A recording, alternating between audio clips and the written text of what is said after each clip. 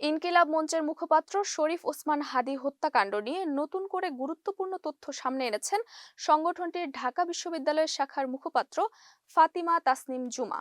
শনিবার সামাজিক যোগাযোগ মাধ্যম ফেসবুকে দেওয়া এক পোস্টে জুমা দাবি করেন, হাদীকে হত্যা করতেই আসামি ফয়সালকে আগেই জামিনে বের করা হয়েছিল। তিনি প্রশ্ন তোলেন, কে বা কারা সরকারে বসে এই জামিনের জন্য তদবির করেছিল, কোন বিচারক এই আদেশ দিয়েছিলেন, কোন আইনজীবী জামিন করিয়েছেন এবং কিভাবে ফয়সাল ইনকিলাব মঞ্চে যুক্ত হয়েছিল। জুমা আরো বলেন, কবির নামে যাকে গ্রেপ্তার করা হয়েছে সে প্রথম দিন থেকেই ফয়সালের সঙ্গে ছিল, তার কাছেও গুরুত্বপূর্ণ তথ্য থাকার সম্ভাবনা রয়েছে। এরপরও কেন মামলার অগ্রগতি নেই, নতুন তথ্য পাওয়া যাচ্ছে না, এ প্রশ্ন জাতির সামনে আসা দরকার।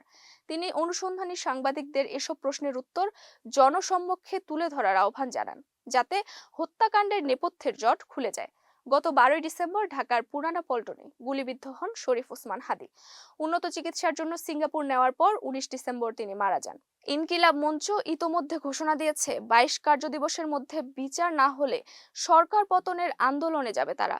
হাদী হত্যাকাণ্ড ঘিরে এই নতুন দাবিতে রাজনৈতিক ও সামাজিক অঙ্গনে আলোচনার মাত্রা আরও বেড়েছে।